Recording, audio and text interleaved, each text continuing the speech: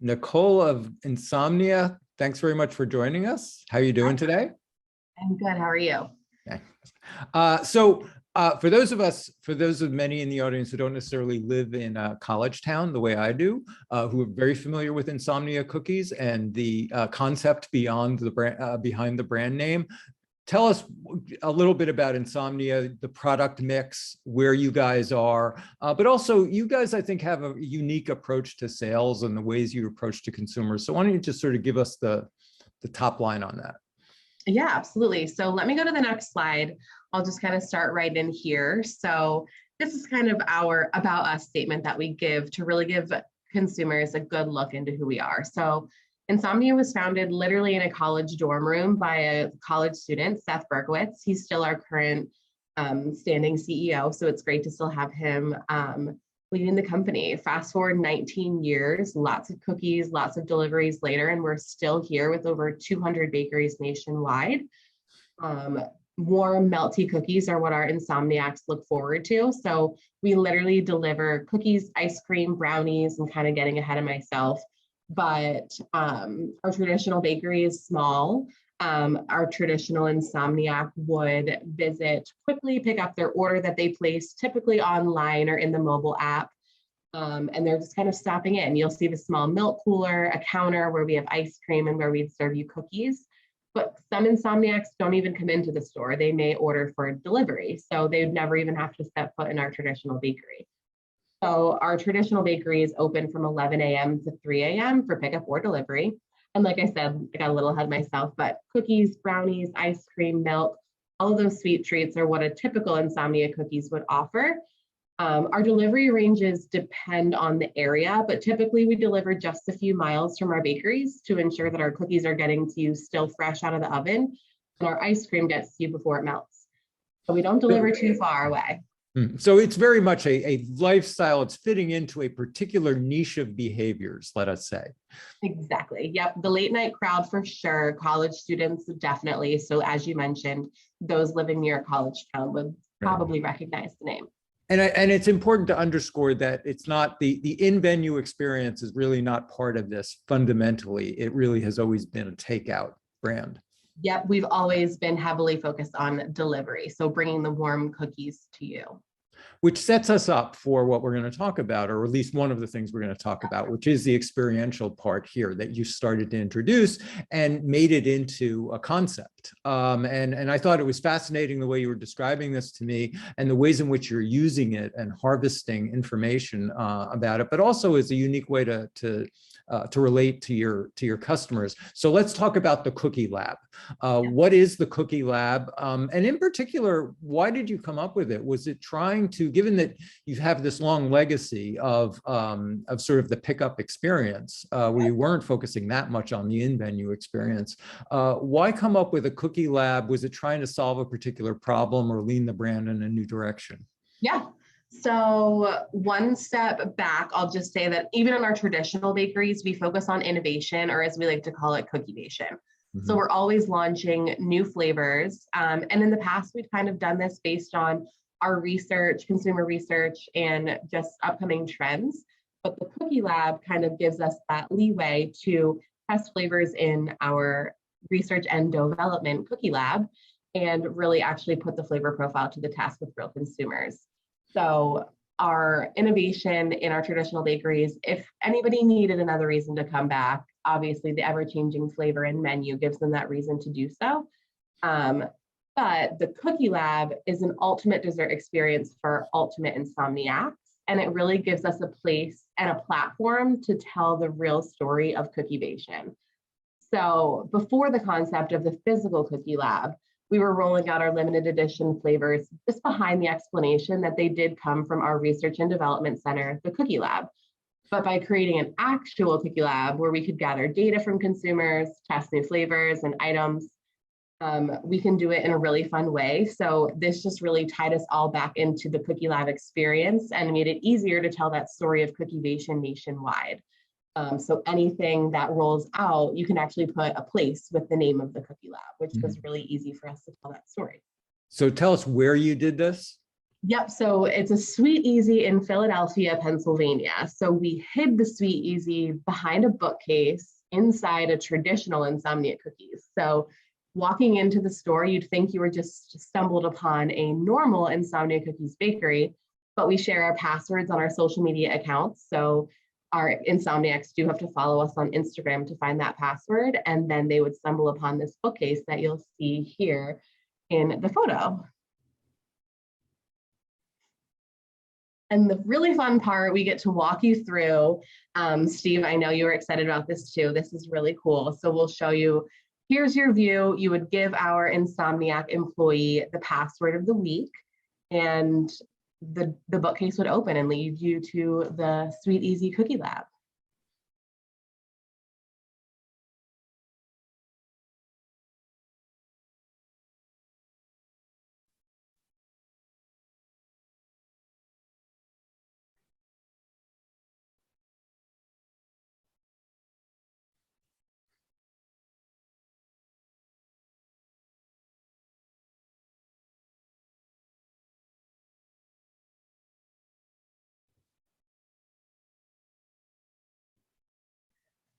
So obviously, as you'd be walking down that That's hallway, cool. I'm sorry. That's just really cool. I don't know. The kid in me just loves the idea of that secret passageway. And I think it's such a brilliant concept. That's Yep. Secret passageway makes you feel like you're really like in the most secretive place in the city, a real speakeasy, but we like to call it Sweet Easy. So that secret passage, obviously there'd be fun music, all those lights changing. So being actually in the lab is a whole different experience. So that gives you a good idea. Once you get through the bookcase, that's what exactly happens there. Tell us, sort of make that experience come alive for us, and tell us what happens once you get in there. So once you're in there, you'll see a cookie line to the left. So you can go that route to make your own cookie or choose one of our pre-created flavors. Or you can go to the middle section where we call it our milkshake bar. So there's a milkologist standing in the milkshake bar ready to make your milkshake.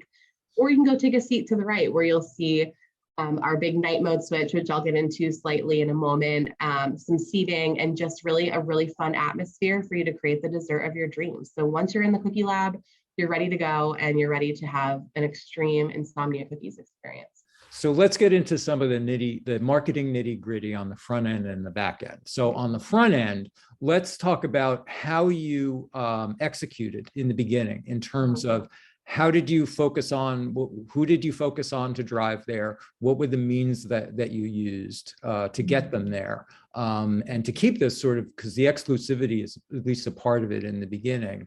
And then let's talk about how that has evolved into the present day.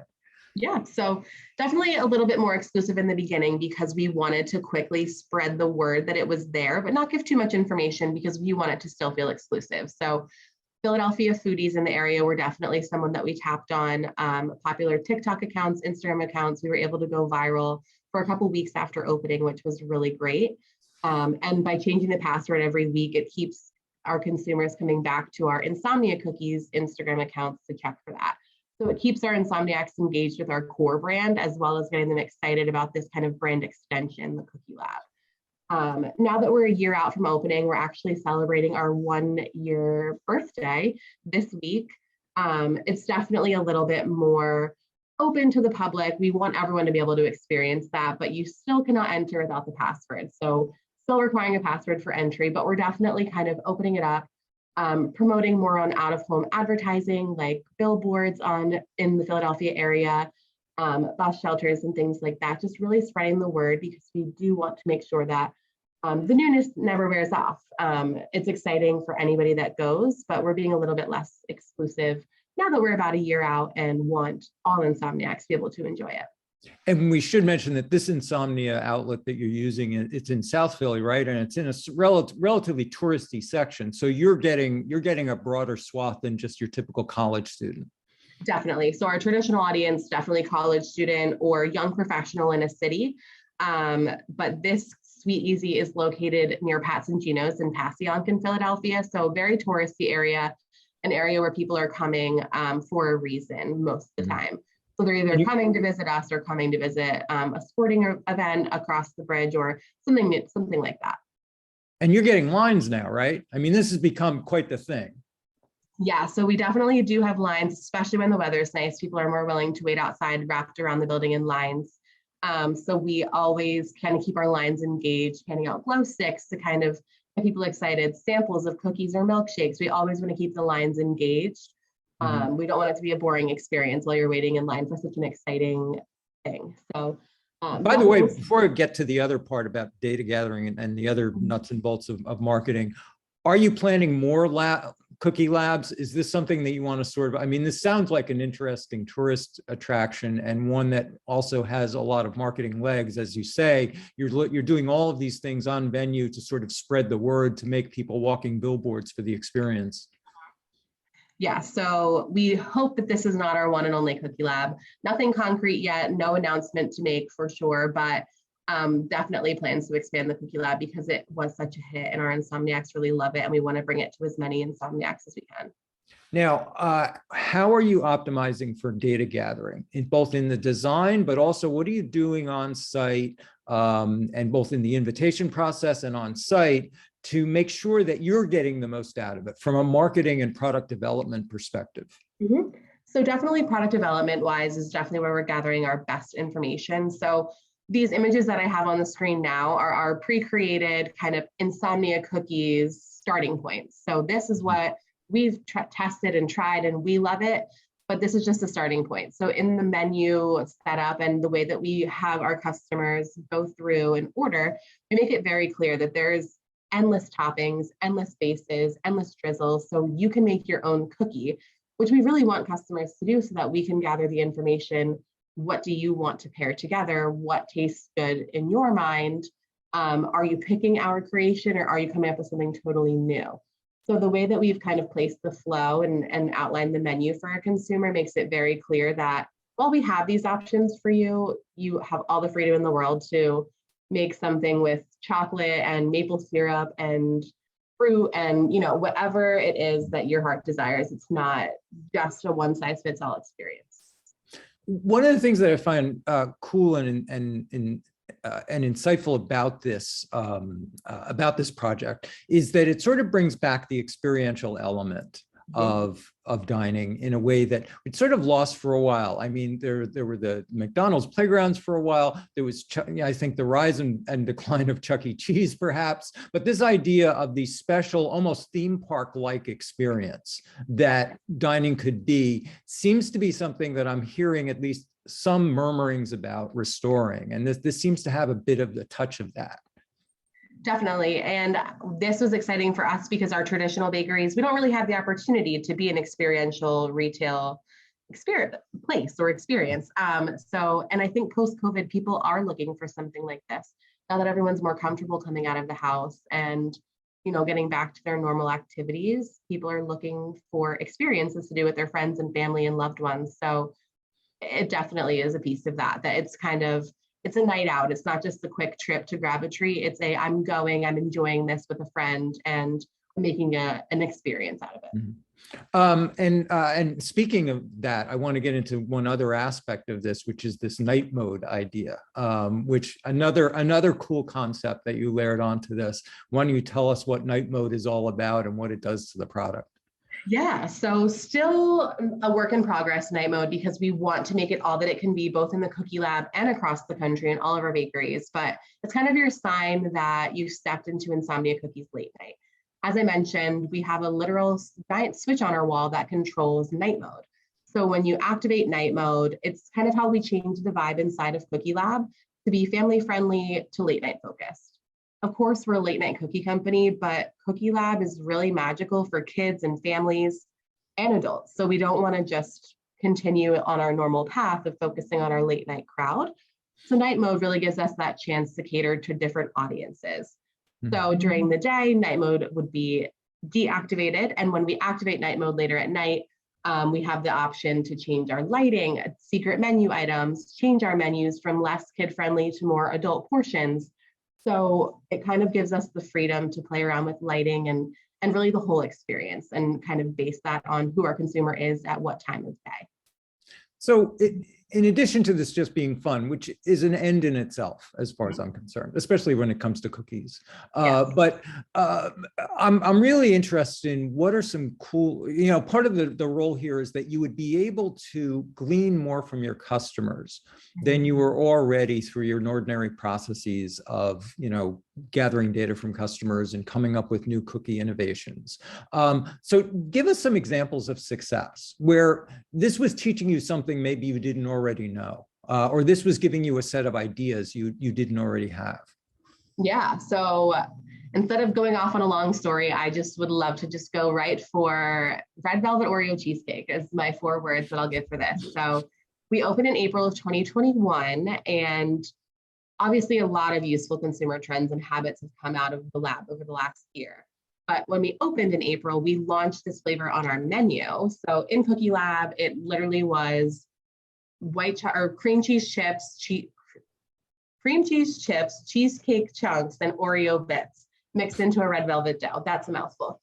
And people loved it, which no surprise, this is one of my favorite flavor profiles as well. I love cheesecake and I love red velvet. So we had a hope that it would be a hit. But we were able to pivot really quickly based on the love for the flavor profile and launched the similar flavor profile nationwide. So you can see it's a little bit different because we had to launch this at 230 bakeries rather than just the one Cookie Lab. But we were able to take this learning of, this caught on like wildfire. People loved this flavor profile and couldn't speak highly enough about it. So we were able to launch it nationwide and had just as much success nationwide at all of our traditional bakeries. So that's something that we want to keep doing is, learning and implementing at all of our Insomnia Cookies traditional bakeries across the country. I'd like you to share one other anecdote that came up when we were discussing this ahead of time, and that is what you learned about maple syrup. Yes. And its uses, because I think this is a really good example of what happens when you simply put a bunch of tools in front of people thinking they're going to do one thing and they end up doing another, and it tells you a lot.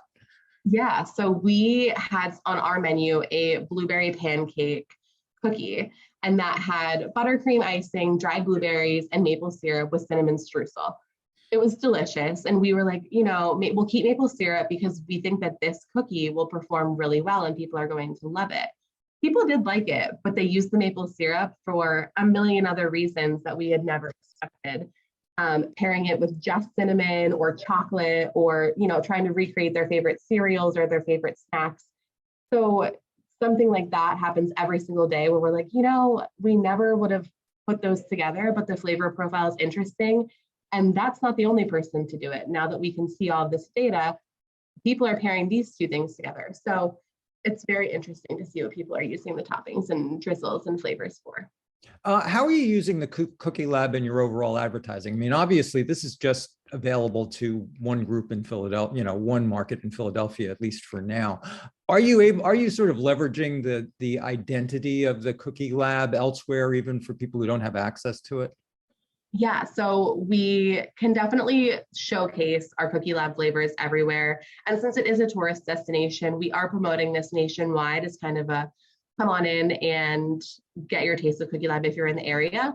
But another great piece is we do ship nationwide via our traditional website. And for the holidays, and now again, actually this week for our first birthday, we ship specific Cookie Lab flavors nationwide via our website. So anyone can get it via nationwide shipping. So that's really great as well to kind of tie that story back in.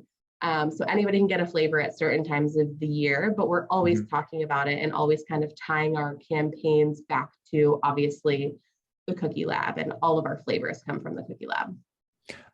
So tell us about, let's pull back and look at some of the key lessons learned here. I know it's only a year old, but have there been substantial course corrections, things that that happened that you didn't see coming, or just sort of the key lessons that you've gotten out of this first foray into experiential marketing? Yeah, so let's see, this kind of we already talked about just now, so I'll kind of skip over this, but here you can see all the toppings that we offer, a bunch of our drizzles that are really fun.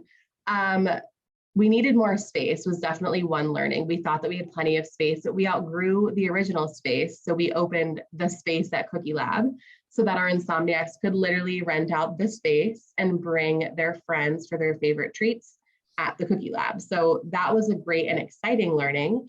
I'd say we're certainly still learning every day. As you mentioned, after just 1 year, we're kind of still coming out of the glow and, the aftermath of our grand opening, and we had a really strong start.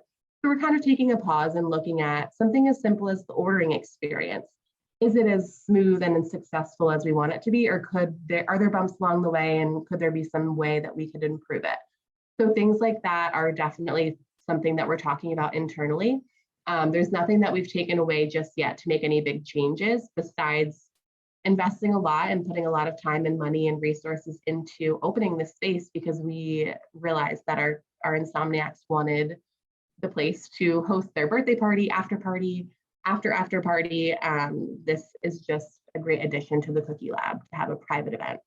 Yeah, I was going to say that this sort of ties into something that today, although yes, as everyone's watching this yesterday, at the first day of the summit, Tris Giordano from Earls was talking about event marketing and catering. And it seems like this would be a perfect party venue to proliferate.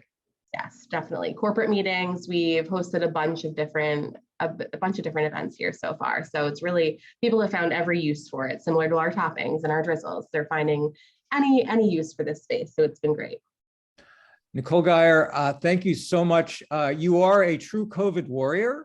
We thank you very much for dropping in. And we're sorry, we definitely want to see you back at the next one in November. We'll plan to be there in person, and we'll pre-quarantine so I don't come in contact with COVID, so I can be sure to make it. So look, go take a nap. Well, All right. Thanks, Nicole. Thank you. Bye-bye. Bye.